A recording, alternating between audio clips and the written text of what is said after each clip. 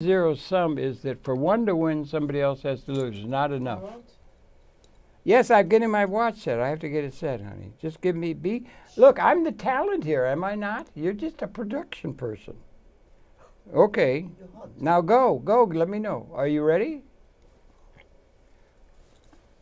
Welcome, really very, very much, very much to Conversations, where I have a friend of mine who's a very good friend, and that's Norton Mezvinsky. He's a person that we've known each other, I guess, for about 20 years or something. At least. A long time. Longer, maybe. And he's an intellectual par excellence, and he's the head of the institution that's based, I guess, in Washington. International Council for Middle East Studies. Right, and he got the Middle East he knows so very well, and he's a brilliant fellow on a lot of different levels. He's a real honest-to-God, ladies and gentlemen, a real honest-to-God intellectual. Well, you're very You kind. have the pleasure of having here on the set in Norton. It's so good to see you again. Nice to see you, Harold. Now, we want to talk about the Middle East, huh? You'd like to do. Why don't we talk about the current general situation, and then we can talk about a few specific places. By all means, but you want to stick with the Middle East, right? We want to put it in a geographical or a world context or not. Harold, that's what we're going to try to focus on, but my experience always is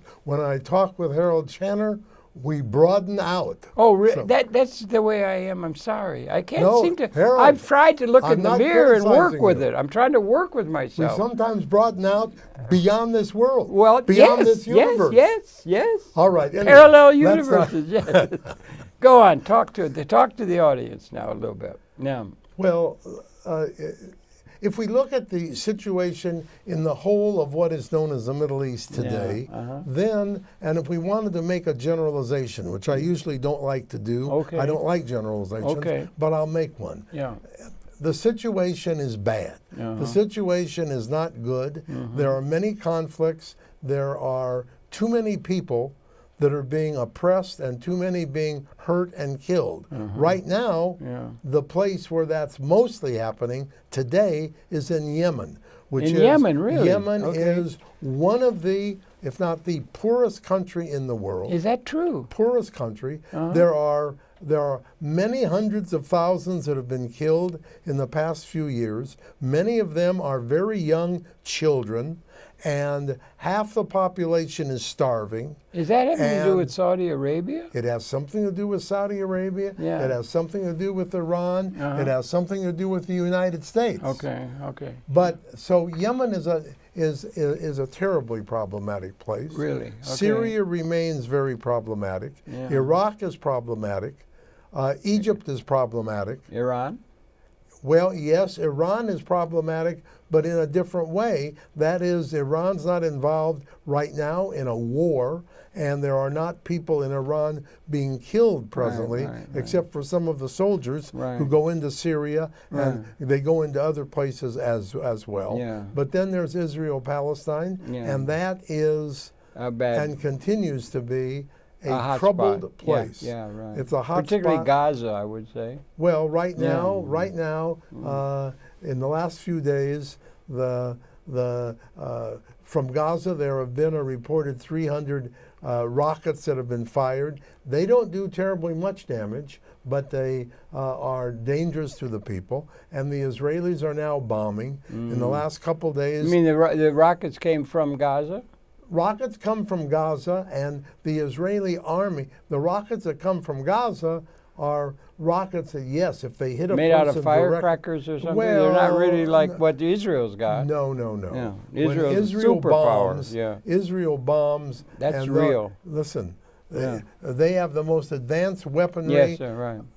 In the world, because it's the most advanced weaponry from the United States. Right. And sometimes Israel is using U.S. weaponry before our military forces are using it. You mean testing it, right? Yeah. Test it on the more than test it on the wogs. They're using. I don't hate to use that term, but that's a.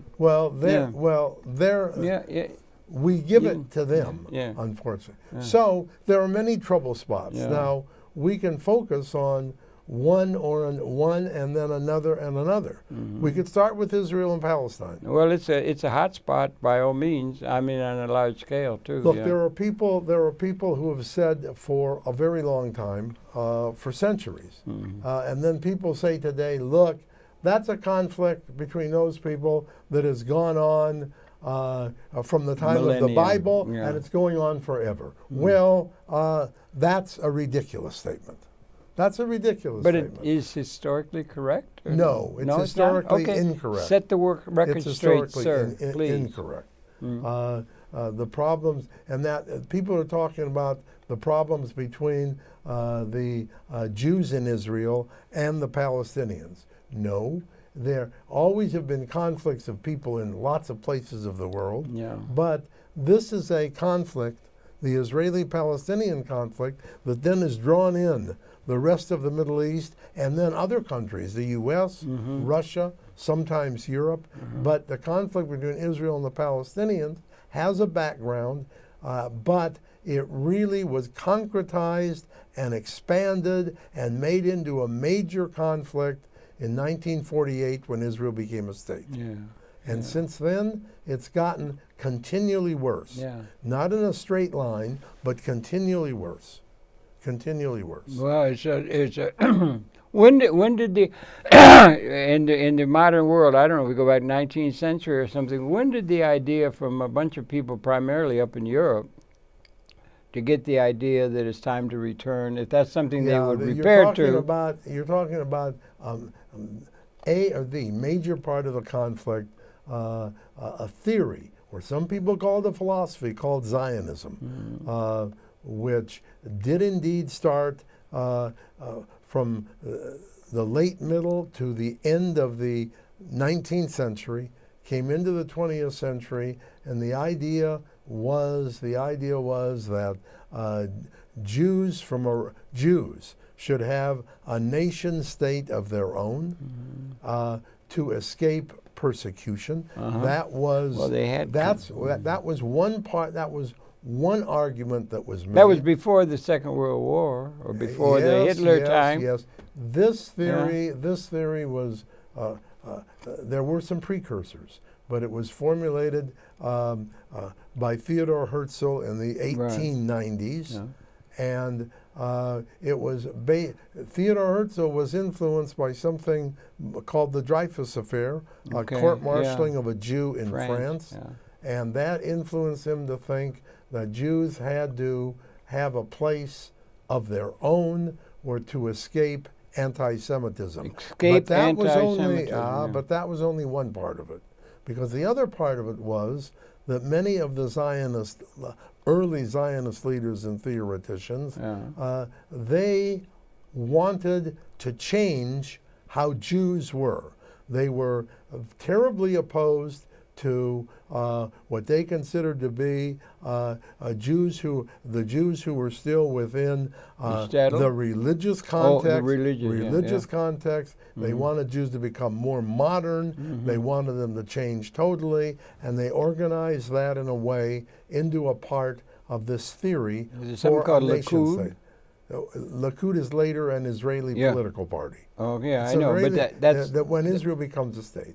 So anyway, there is a background here, and it's interesting that when we had the early Zionist movement, in that movement, we only had a minority of Jews who were interested. In fact, among religious Jews, among the traditional religious Jews, almost all of them, up until the Holocaust, up until the late 1930s into the 1940s, they were terribly opposed they still to are. the whole Zionist. Well, some of them still are.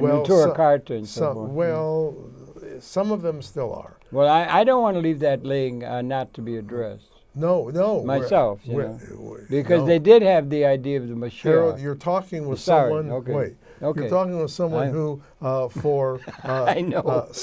For 7 decades, for at least 70, at least 70 Yeah. of my 86 years now. You're 86? I'm going to be 86 you in look 2 weeks. 40 or 2 something. weeks. What do you eat, young Huh? man? What do you eat? I think t- you must I talk- exercise. I talk oh, with it's the Harold talking Chandler. that keeps you I busy. talk with Harold Chandler. Oh, wow, that would drive you up the wall. Right. That wear you See, out.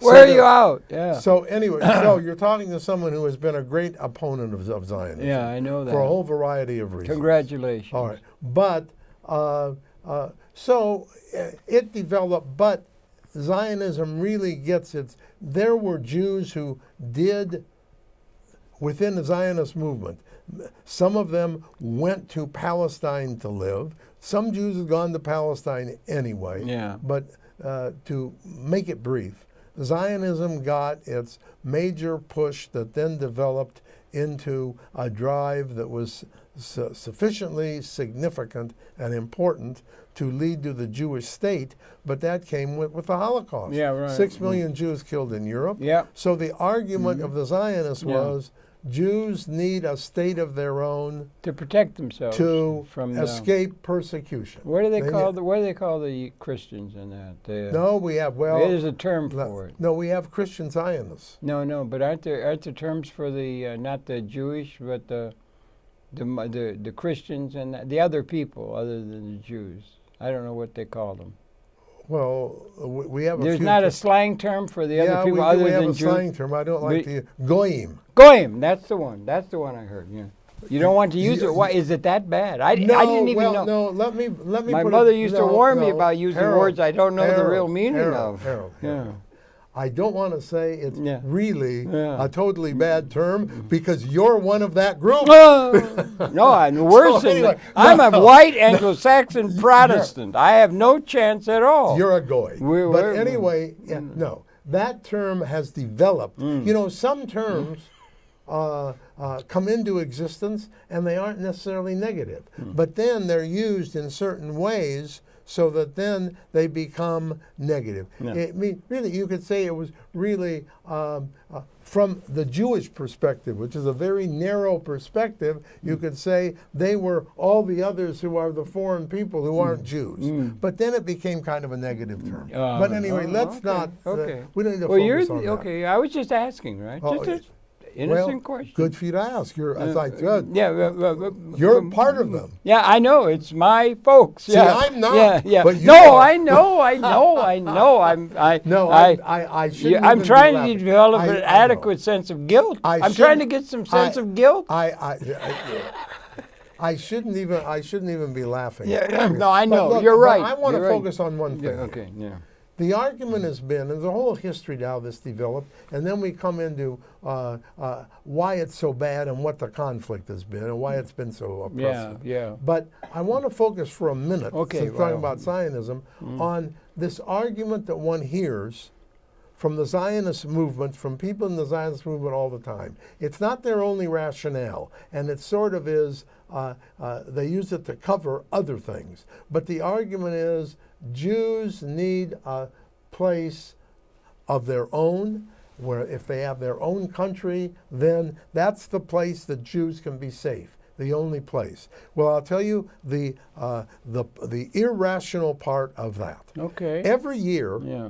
I'll use this example or illustration. Every year in the United States, some other places too, we have various drives to collect money and to garner political support for the state of Israel, which became the Jewish state, the Jewish Zionist state, where that's the state that supposedly is the place that's the safest for Jews. When we have that drive, the major argument the Zionists lose to get money from the people to protect is them. give money because the Jews in Israel are living in the most unsafe place in the world. Right. Now, That's a good sell. rationally, That's a good it sell. can't be the safest and the most unsafe at the same time. Well, you're just not No. able to hold two things opposite. No, but wait a minute. Not only that, but since the states come into existence, and since hundreds of thousands, almost a million Palestinians have been driven off the land and have been oppressed because they're the ones who have been there on the land, and the Zionists who came in pushed them off, and oppressed them. But the point is, there they are, and supposedly, this is done in order to create a safer place for Jews. But as the conflict has developed, and we've had, as you know, we've had a good many wars between not only Israel and the Palestinians, but between Israel and some of the other Arab nations at times who have come into the fight and in the wars. Well, whenever we have that kind of thing happen, well, it shows that, look, whatever the situation is, it's a terribly bad situation. Let me ask you a little basic thing like that. You're talking about the Jewish thing. You got different things. You have the Turkites, you have Zionists and that kind of thing.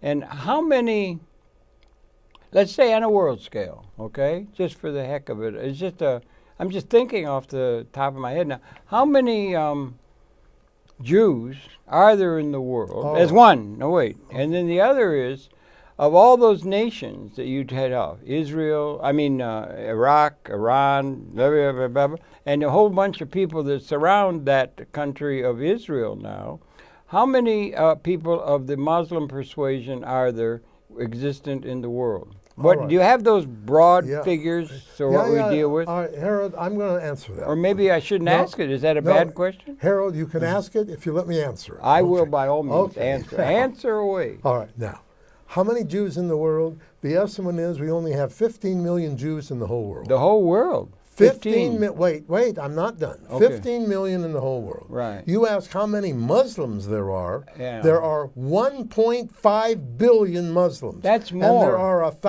there are 1,000 million in a billion. So there's 1.5 billion Muslims, and there are only 15 million Jews. Now, this doesn't mean that the conflict has been a conflict only between Jews and Muslims. But first, those are the numbers. Now, That's a big difference. Wait a minute. Wait, yes, but for the conflict, that big difference is not necessarily so significant. What is significant is the numbers of people in the area. But let me come to the Jews for a minute. Let me come to the Jews. 15 million Jews in the world, you ask. Of the 15 million Jews, in Israel, there are roughly a few. No, there are 6 million Jews in the state of Israel. Is there really? 6. Yeah. There are 6 million Jews in the United States of America. So that means that of the 15 million Jews in the whole world, 12 of the 15 are in the United States. How many of them are in New York? Well, New York, there's a lot of Jewish folks who might be watching this program. Yes. And have different ideas about things. Yes, of course. Of course. There are... And they have a pride, you know. Upwards to... There are 2.5 to 3 million Jews in the greater New York City area. They could be viewing, All right. Yeah. So, anyway, those are the numbers. Now...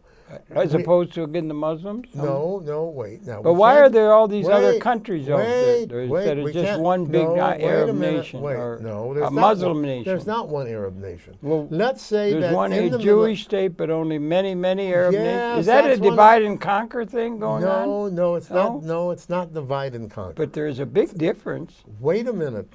I'll try to answer it. Please. All right. Teach. Now, teach. if we take the Arab countries in the Middle East, well, Arab's different not from including Muslim. Iran, which sometimes is put into the Middle East, sometimes it's separate because it's a different Shia, culture. for one but thing. Anyway, so because in Iran, then we're coming to many more millions. But let's say that we have obviously some goodly number of millions of Arabs in the Arab Middle East. Now, and we have many countries. Now, one of the Zionist arguments has always been, listen. Yeah, I'm listening. There are 11, they count differently among them. They'll say there are 11, there are 12, there are 14 Arab nations, and there's only one Jewish nation, so why shouldn't the Jews have a nation of their own? Are all the Arabs united? No. Or is there anything that unites them, or are they divided, and what does? That's the point.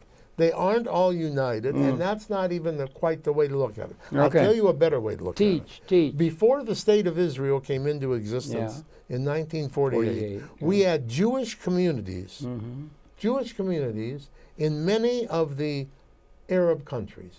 We had a Jewish community of some relative size. I say relative compared to the number of Jews in the world, which is only 15 million. All right. And in those countries, they got along pretty well. They got along well, they did in the Muslim world. We had a sizable community in Egypt. We had a sizable community in Iraq. Yeah. We had a sizable community in Syria.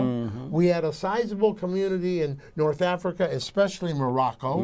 We had a community of Jews that got along pretty well in Yemen. Yemenite Jews. Now, what happened is Israel came into existence, and there was a lot of antagonism because of what Israel did to the Palestinians, who are Arabs. They had been there a long time. Yeah, sure, a lot longer than almost all the Jews. But weren't the Jews there at the time of Jesus or something, or beyond that, or when? Listen, the answer is yes, but there were other people too. Let's come to that in a minute. Wait a minute. So it's 48. Fishes. It's 48. It's 48, and the fighting goes on. The state became a state in the middle of May 1948. Yeah. Fighting broke out before that, a few months before, and lasted a few months after, and during a period, from March of 48 until September of 48, 750,000 Palestinians who lived on the land, who owned the land, they were pushed out. They were pushed out. Yeah. And they were pushed out into other Arab countries, and they went into refugee camps and to live horrible lives. Not only were many pushed out, there were many others that were killed. Were there some Jews killed in the fighting? The answer is yes, but a much smaller number. Now, I'm not saying... Are Jewish lives more important than Muslim lives? Yeah, no. To Jews it is, probably. No. Wait, Harold...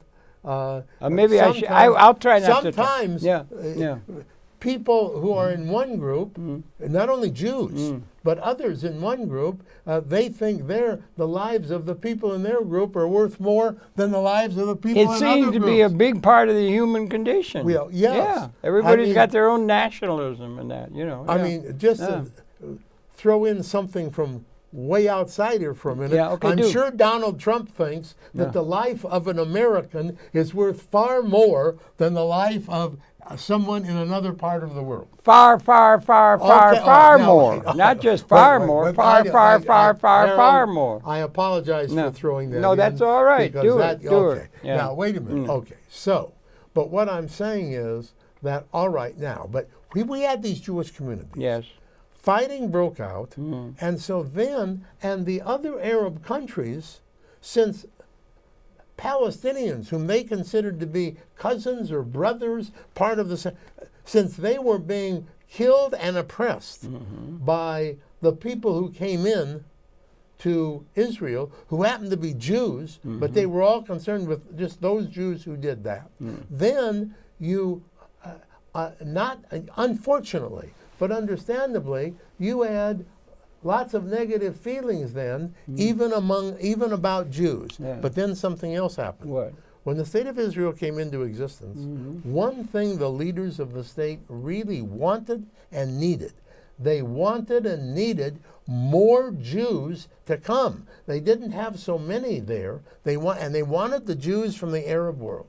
So did they have a common language or not? They're coming from a lot of different nations. No common language, no common culture. How can you start a nation when you don't even talk to each other? No. The Israelis have done a pretty good job of this. They have, education, yes. But they have devised. They devised what we call modern Hebrew. Of course, it's the Bible, or for Christians, the Old Testament, the language is Hebrew, but they made it into a modern language. They made it a language that had a better grammar, and so anyway. Is that they've the done a common very language good job. now? Yeah. They've done a very good job. Do you when know Jews that, came do you know in, that language at all? Yes, I Is do. it different than normal Jews you were? You were raised with before that was all going on. Yeah, I was born You were in the only 32. Jew in Iowa or something. Yeah, well, What that's was it? another story. Oh, yeah, but it's good to keep it in mind. You've known The first Jewish boy born in Red Oak, Iowa. Yeah. Okay. No. Somebody's got to Can I tell you a little story? Yeah, I don't want to get off the no, track. no. I know. My parents There went were to Red Moys Oak, and all- Iowa. yeah. They went to Red Oak, Iowa. Yeah, My Red father Oak, had come from Kiev. There wasn't a and my single mother had Jew come in from the Warsaw. state of Iowa, right? Wait, no, Is it true? No, not in the state. Oh. When they moved to Red Oak, it was the first Jewish family. When I was born, I was the first Jewish boy born in Red Oak, Iowa. And since my father was religious, Let the games someone who begin. had to do the circumcision Yeah. when you're 8 days moil. old. We call Moil. it the bris, the moil. Yeah. Well, one of my Ouch. uncles had to go all the way to Omaha and bring the moil to do it. So With his scalpel. my father gave a party for the whole town Yeah. in the city park. Yeah. And the next day there were headlines in the paper. I still have a copy of that paper under plastic. Have you in a showed it to bank me in yet? Have you Iowa. showed Wait, it to no. me? I want And you to the show it. First Jewish boy born in Red Oak, Iowa. Congratulations! Yes, Now, right. Let's get off that. No, all right. No. Yeah. Let's get back now. No, but we're back to America, and Wait, no, but you bring here's teach. No. Here's You what got happened. Here's what happened. wealth Here's of what nation happened. The knowledge. here's what happened, and we have a lot of evidence for this. The Israeli government in some of these countries, Iraq being a key country, the Israeli government at the time, they made a deal undercover. It was not transparent. They didn't announce it. They made a deal with the Iraqi government, and the deal with the Iraqi, they weren't friends, those two governments, but they made a deal. Yeah. The deal was, look, we want to have the Jews of Iraq come to Iraq. Come to Israel. Yeah. We want them to leave Iraq. Yeah. So for some concessions, they said, what we want to do is we want swastikas painted on some of the synagogues and so on to scare them. Now, who are they talking to in saying that?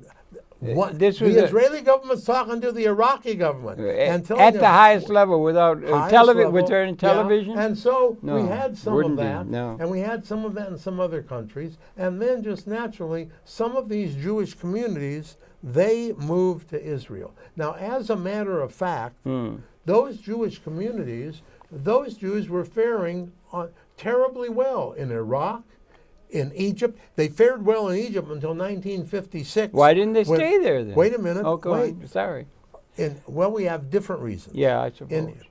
I'll come back to Iraq. Okay. In Egypt, you remember we had a Suez War in 1956. I was there at that time. All yeah, right. in Egypt. And Nasser was the head of the government in Egypt, and he got mad at he said he's going to close down the Gulf. And he got pressure from France and the U.S. and the Israelis and so on and so forth. And what had happened was, in Egypt, there were a lot of people, not just Jews, who had dual citizenship. Yeah. Uh-huh. They were citizens of Egypt, but they were citizens of other places. And many of the Jews were citizens of England and citizens of France. And he was especially concerned with France and with England. And so he said, anybody who has a Syrian and English citizenship can't be here anymore. So that means the Jews had to leave, but not because they were Jews. They had to leave because they had a dual citizenship. I'll be damned. Okay. Yeah. That happened there. And that brought in a lot, places, right? Yeah. In other places, well, the emphasis was there. The Zionists were good propagandists. They got many to come. But what I'm saying is, listen, these Jewish communities, many of them were prosperous. Syria had a very small, compared to the Arabs, but a very small and very prosperous Jewish community. Yeah. Very prosperous. But those Jews, they came out of those countries and they came to Israel. You're right. The cultures were different. The languages were different. They said that, well, the one thing that was common, but this was only common for some of the Jews who were religious, lots of the Jews weren't religious at all. So religion didn't mean anything to them. What's the trend in there? No, wait. Well, let me come back. But the ones who were religious, that's what they had in common. In other words, if a Jew came from Yemen, the language was different, the culture was different, the food was different, how they lived was different, and so on. But if they were traditional, that we call them Orthodox now, Jews, they would go to the synagogue, and even though each of they had their own little things in the service, but the religious emphasis was the same. That was common. But the point was, lots of Jews, then as now, weren't religious at all, which of course raises a... What's the ratio on that? Well, that raises a very big question. Is it known? Is it known, or is it just guessed no, it's well known. And so then the question is, we've had dozens, if not hundreds of books written by Jews and others on who is a Jew. Right. Why? Because has anybody written about who is a Christian? No, because it's different, Harold. It's different. It's different. One thing we can say, Christians vary in their religious beliefs. Yes, Protestants vary from Catholics. That's right. That's a biggie. Wait a minute. Wait. These Protestants differ from those Protestants. And so, now, but Eastern Catholics differ from Roman Catholics. Yeah, But on the other hand, they're still, if you're a Christian, that means you're identified as someone of a Christian faith, which has it now. But if you're a Jew, you can't necessarily be designated. The religious Jews say that is what the definition should be, but many Jews say no. We have many Jews, many people of the Jews, many of them, who say, look, I'm a Jew. Somehow they have a cultural definition, but they say I'm an atheist. Well, there's one thing for sure. You can't be a believer in Judaism and be an atheist. Because if you're an atheist, that means you don't believe in God. Do you think you can be a Christian that way? No, you can't be no. But you see, when we talk about Christians, it's assumed that we're not talking about people we're talking about people who are, that's a religious faith.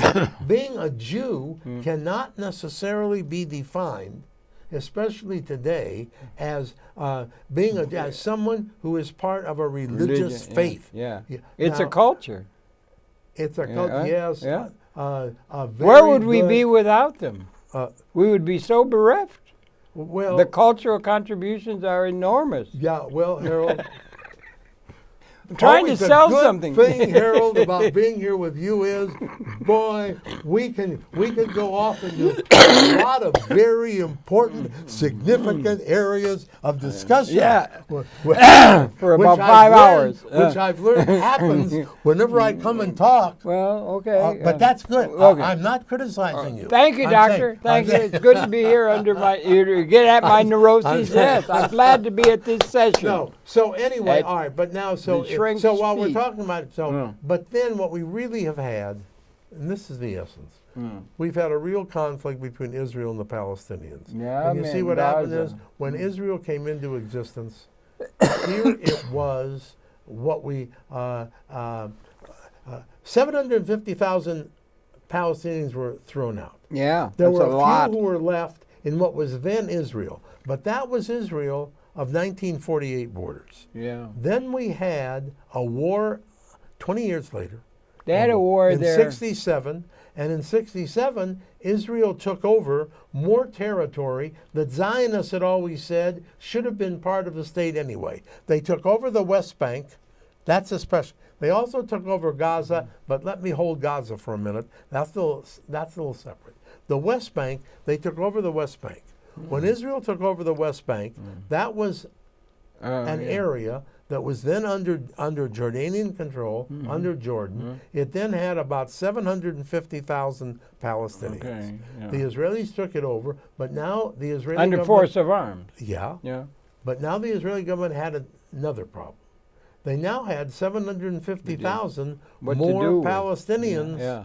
And so right after the 67 war, there were big discussions in the Israeli government. What do we do with these people? And so the first thought was, well, we'll try to figure out how we're going to push them out of there, just as we pushed Jews out in 48. Mm-hmm. They soon decided they weren't going to be able to do that because those Palestinians, no matter how much you oppress them, they were not going to leave their land. That was their, okay. So then they came up quickly, and it wasn't Likud, it wasn't the far right party, but the Labor Party. Shimon Peres, Yitzhak Rabin, David Ben-Gurion earlier. They came up with the idea of Jewish settlements. What we'll do is we'll go in and take over, we'll confiscate land, we'll take the land, we'll then get Jews to come from other places, we'll put those Jews there in Jewish settlements, and we'll start to expand in that way to take over the land. So they started that, and then of course that built all kinds of conflicts, and then they started to oppress Palestinians more. But what's happened is even with the oppression, which has been severe, in the West Bank, started with 750,000. We now have in the West Bank, we have probably 2.75 million Palestinians. That's how the population has grown. Now, if we come to Gaza, Gaza. How many are there? Wait, with Gaza was an area that Israel got. It had been part of Egypt. The Israeli government thought we'll populate Gaza too, and they sent people down. But years later, when Ariel Sharon became the prime minister, he decided Gaza was not for the Jews, so he ordered the Jews to get out of there. But the Palestinians were there, and they were trouble because they, of course, opposed Israeli rule, and they were being oppressed. But they're still there. Not only are they still there, they also have grown. Now we have started out with maybe 600,000 Palestinians in Gaza. We now have about That's 2 a million. lot. We now have 2 million. No kidding. Wow. Now, really? And so yes. So the conflicts have grown, but not only have and they've fought one another, but always the Israelis are the strong ones. Why? Well, for a lot of reasons. American support them a lot. Because they got atomic bombs. The Israelis, listen, Israel is considered to be the third or fourth major power. Major military power in the whole world. How many Tiny Israel. Yeah, I know. Why? Because of the United States. Because we armed them. They did armed them with atomic weapons. With everything. Many. Yes, with everything. So, but Israel not only armed them, but Israel has been helped in many ways. They've been very creative. They've advanced the country economically and in almost every other way. It's pretty amazing. But they've gotten a lot of expertise, not only from Jews who are in other places of the world, but from governments, and especially from the United States government to build. So both parties. All right. So they have built up. So Israel has built up. And the more they've built up, the more Palestinians have been oppressed. And so there we have the oppression, and we still do. And right now, we have a real, not only do we have conflict going on, but we have we have the biggest demographic problem that we've ever had. Why? With Gaza? No. No, with what? If we take what is Israel today, okay, go ahead. And what has been Israel since 67, what has been Israel since 67 is what Israel was when it came into existence in 48, then at what it became after the War of 67, when Israel then got the West Bank and got Gaza. Now, so if we talk about the state of Israel, we say that's all of that. If we take all of that, we have about 6 million Jews, and we have at least the same number of Palestinians. At least. Wow. At least. In fact, a couple years ago, we have studies on this. The estimates were that there were more Palestinian kindergarten children in all of Israel, including the West Bank and Gaza, than there were. The Palestinians are mostly in their own schools. Where? In Gaza? Let me give you the numbers. I'm confused. Let me give you the numbers. Yeah, I'm confused. We have about 1.5 million Palestinian citizens of the state of Israel. Wow. 1.5 million. Out of how much? What's the total? We you have, happen to know? Wait. We have 6 million Jews. 6 We have million. 1.5 million Palestinians. That's They sizable. allowed those Palestinians to become citizens, but only a small number, under not giving them all the rights the Jews got as citizens, but they could keep them under control. That's 1.5 million right now.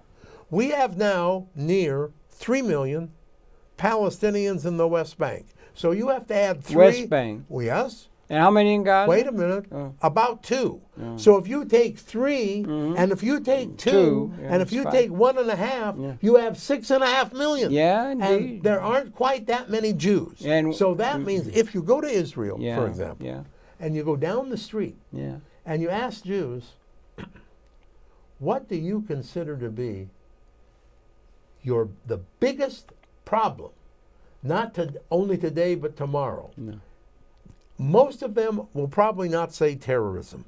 They'll say the demographic problem, because they understand they aren't, no matter how much they oppress these Why people. don't those Jews get busy making children? What's going on? What's going on? Huh? Yeah. Well, the religious Jews are making a lot of Oh, children. oh, but they're a right. minority. But some of them are Torah Carta, though, are No, they? well, not just, you say, let me stop for a minute on the Torah card. Okay, now. A little information Wait. could be dangerous. Yeah, that's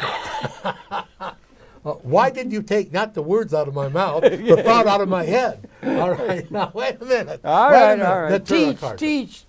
The Torah Carta is a group of ultra-religious Jews that are very anti-Zionist and very opposed to the state. And their numbers have always been very small, but they became famous because they have marched with the Palestinians, they've walked with them in the UN, they've gotten a lot of press. I got a now, lot of I'm friends. not criticizing them for it. I'm saying now. But the point is, there are many more very religious Jews and some not religious Jews who are not in the Torah Carta. And the Torah Carta are not the only ultra-Orthodox Jews who are anti-Zionist. But what about the core principle of the Torah Carta is they're saying, so where's the Mashiach? No, And in the Jewish tradition, you're not to gather until the Mashiach. Yes, Harold. Yeah. Okay. You're right. Okay. But that's only this part of the story. And on the Muslim side, wait, you got the 12th Imam. Yeah, wait a minute. And that's a problem. Well, let's first stick with the Jews. Okay. All right.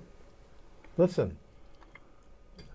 The Talmud, which is 63 complicated books of rabbinical commentary written between the 1st century of the Common Era and the 5th century of the Common Era, Okay.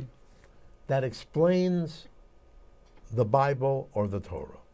And in fact, in traditional Judaism, the point is that you can't understand Judaism if you only read the Bible. If you read the Bible, you won't understand it at all because there are too many contradictions and so on. Yeah. Apparent. On one hand not and the seeming. other. What do you have to do? You have to really study all the commentary. That's why if you go to Orthodox religious schools, we call them yeshivas. If you go there, you'll see the students, especially the ones studying for the rabbinate, but all of them, they spend at least 75 to 80% of their time studying, not the Bible text. They study the Talmud, because the Talmud explains the Bible. Okay. It was first oral law handed down, and then written law. All right. So what about Mashiach? Now wait, now I come to Mashiach. Okay. It's clear that Harold, you're pretty good. My mother thought so, yes, and my wait, dog. I had a yes, dog wait that a thought I was minute, pretty wait a good. minute. What's The Bible is clear. The part of the Bible is clear. When the trouble came around the time, and just before, during, and right after the time of Jesus, in the first decade of the century, and the Jews got in trouble with the Romans, and then many Jews were dispersed. They went to, many of them, by the way, this is an aside, many of them went to Iraq. And in fact, I talked about the Talmud. We have two Talmuds. One is a Jerusalem Talmud, and one is a Babylonian Talmud written in Iraq. It's the Babylonian Talmud that's most authoritative, and it was written by schools of rabbis, not in Jerusalem, not in Israel, But where? but in Damascus. So if someone would say to a religious Jew, what's the most important city Damascus? for the religion, they would have to say Damascus, I'll be not damned. Jerusalem. Really? Yeah, Okay, yeah. Damascus. Yeah. Okay, now, Interesting. wait. Now, I didn't know that. Wait. Let's I'm come learning. back. I'm learning. Let's come Teach, back. teach. Let's come back. At that time, there was one group of Jews under one rabbi said to the Romans, I want to have my religious school here. And so he was allowed to have it and so on. Anyway, there were then three oaths that all religious Jews need to take that were put into the Talmud. That's an essential part of Judaism. Okay. That's what you're talking about. One of them was, there will not be, because we had a Jewish state there when the Romans came in. That's right. That's right. It's there a will return. Not be, wait, this is what you were saying. Until point number one, or oath number one. There will not, then take the oath. There will not be another Jewish state until Moshiach comes. Thank you. Until Where the is Messiah he? comes. Yeah. Wait. Okay. Wait. Okay. Secondly, and this is second and third together, it would be a sin. Right. For Sacrilege. Jews wait a minute. For Jews to try to establish a state of their own before the Messiah comes. Did Natura Carta say it? Yes. But all ultra-Orthodox Jews say it. Now, how many of those are there? What percentage? That depends where we're talking. Let me come back to that I in a thought minute. world. Yeah. Let me finish this. Okay, go ahead. Now. That's really there for Orthodox Jews. But we do have, in the Zionist movement, this started in the 1930s with a rabbi who was then in Israel. He was the first grand rabbi in Palestine before Palestine became Israel. We have Rabbi Jewish atheists. Rabbi Cook, wait a minute. He started this. We have religious Zionists. Yeah. Now, how can you have a religious Zionist with these oaths? It's a conundrum to me. No, wait. I'm going to try to explain it. No, I don't believe this is a correct interpretation, but this is their interpretation. Their interpretation is that we have come into the Messianic age. Yes, right, and right. since we've come into the Messianic age, then it's okay for Jews to start to establish their own state. Well, that's something now, that I can understand. That. Okay. We may be in a Messianic age. Yeah. Good. So we'll say qualitative transformation, Harold, liberation of history. Yeah, good. Okay. You're with them on that. Yeah. Okay, now. Well, maybe. Wait a minute. Now. So, all right. So that is that's that kind of an approach, but that is a minority approach among the ultra-Orthodox. Now, how many of these ultra-Orthodox are there? It's very hard to say. There are some hundreds of thousands of them, and by the way, I'll remind you of something, but you'll know it right away. You have had on your program the ultra-Orthodox Jew, whom I consider and many consider, we should consider him, the best spokesman for anti-Zionist Orthodox Jewry, Rabbi Yaakov Shapiro. Yaakov Shapiro, a few months ago, published a 1,380-page book where he goes in depth. To understand the first 200 pages, you have to be rabbinic student because he goes into all of the rabbinic commentaries. Have you done that? Yeah, sure. Okay. To show why Zionism is opposed to Judaism religiously. But then he goes into a lot of other stuff too. He's from one hand and the other. Now, he works with Natura Carta at some time, but he's not Natura Carta. And we have this big group of Hasidic Jews called the Satmars. Yeah. And the Satmars Brooklyn, are Natura Carta. Mm-hmm. Those Jews are in the Satmar group, but they are sort of an offshoot. And why did they become an offshoot? Because the Satmars, they've split now.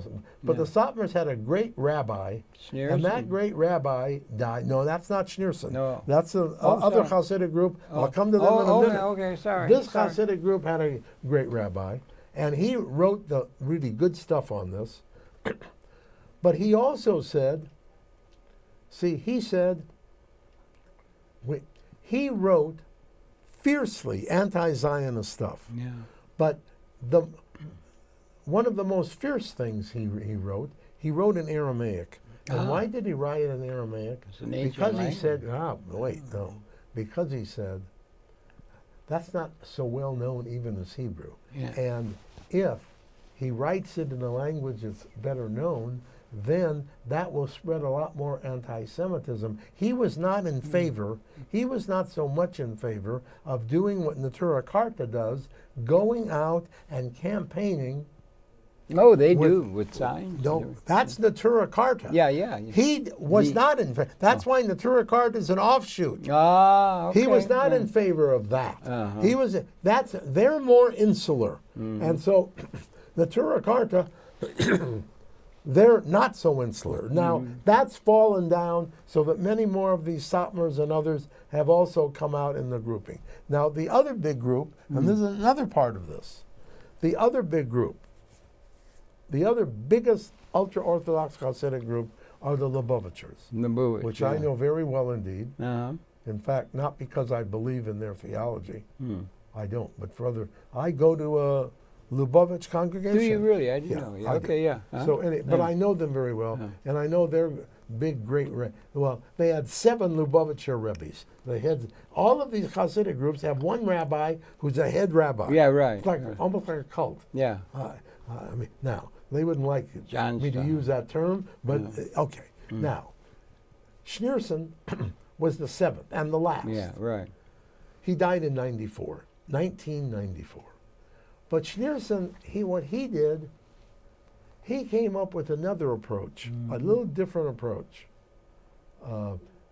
And he couldn't come up with the Cook approach quite. Why? Because before him, the 3 Lubavitcher rabbis, head rabbis, before him, were extremely anti-Zionist. When you read what they wrote, they were...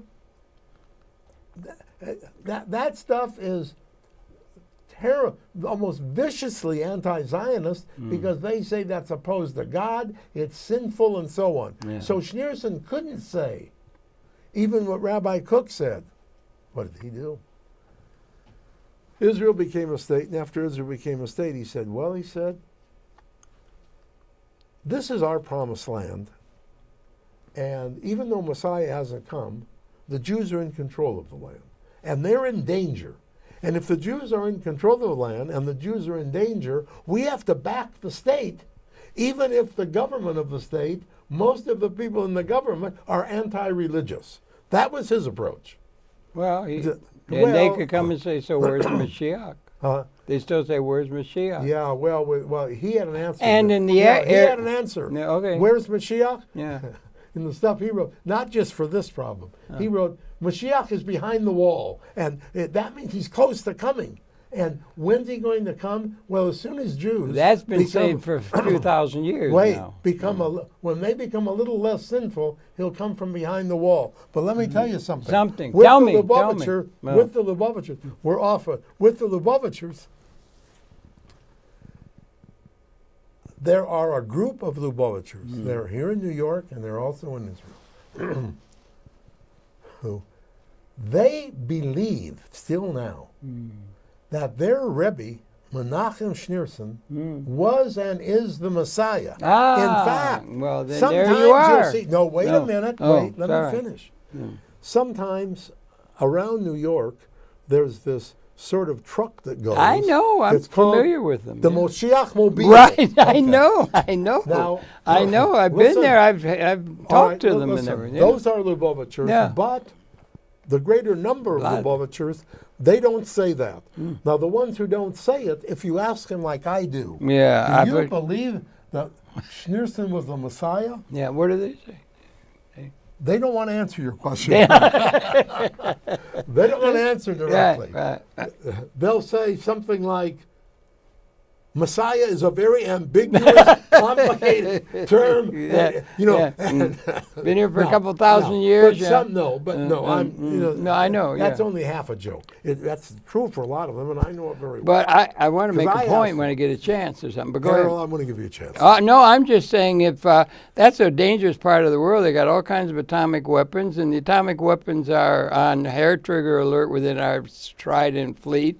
And it's a very testy time now and everything like that.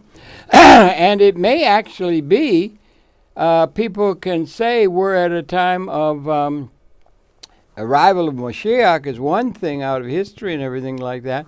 But you have a conflict between the Arab or the Muslim people of the world, even though they're divided, but particularly in the Iran and the Shia movement, they believe in the 12th Imam. They believe in a messianic appearance, and that this is a time for a messianic appearance. And the idea is that this time is a time of qualitative transformation that is denied by all the historically rooted people and are not willing to understand that this may be a time of qualitative transformation or liberation or view of that for the whole human society, which a lot of our scientists are telling us is the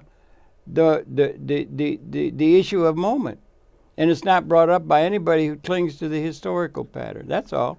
They may be the time of Moshiach or of the end time. It might be the end time of the 200,000-year sojourn of Homo sapien on this planet. It's time for a qualitative transformation. Well, there's one thing That's where I am. Okay, I think good. it's going to be a big liberation's at All hand. right, Harold. Jump up holiday. I understand that's where you are, but Harold, look. No. One thing you and I both Set know. me straight. You and I both know. No, I won't set you straight. You won't. You and I both know. Yeah. We both know that with all the people in the world, how many in the world? Yeah, about I'm not 7 million, All right, 7 billion. now, Yeah. We Or know no, or whatever. that no matter what topic or what issue you pick, we're going to have a lot of different points. We're going to have a lot of them. Well, now, that- Harold, no. look, we don't have much time left. We only got a I few said- seconds, but I you said got to get that down, that we were round going it to out. start, we were going to do the They do whole this. of the Middle East, No. but we mostly did Israel-Palestine. Yeah, right, But good. yeah. That's fine. It's a Yeah. good thing to do. We went a little bit in depth. Yeah. And I fortunately had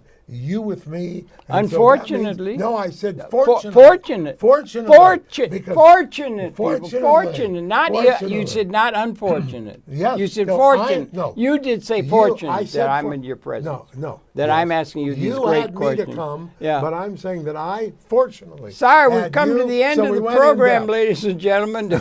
We've had to come to the end of the program. Sorry, we have to do that, but it is. No, look, it's time. Its time has come. It's always a pleasure It's to the be time here. to come. It's Our time has come. It's time to be. It's always Your good pleasure to, be to here. have the perceptions of this gentleman. It's so good to see you again, Norton. I tell you. Norton Mezvinsky, a fellow who is really one of the gems of New York City, if I may say so. And Norton, thank you so very, very much for your work and your recitation here and everything. And it's bringing up really important things. But I know that 12th Imam thing is going and coming out of Iran. That's just the same kind of thing that they're saying is the time of qualitative change. And that's the thing, really, is that the truth? It's got to be faced up to, maybe, because the political order is not adequate to what the future requires. Thank you very much for watching the program. We ask you to tune in again next time. And thank you, my dear friend Thank you Norton. for having me come. And I'm glad you got all that good work done out in Iowa when you were the only one. You knew how to work. You knew how to work in the wilderness. I got that story in. You knew how to work in the wilderness.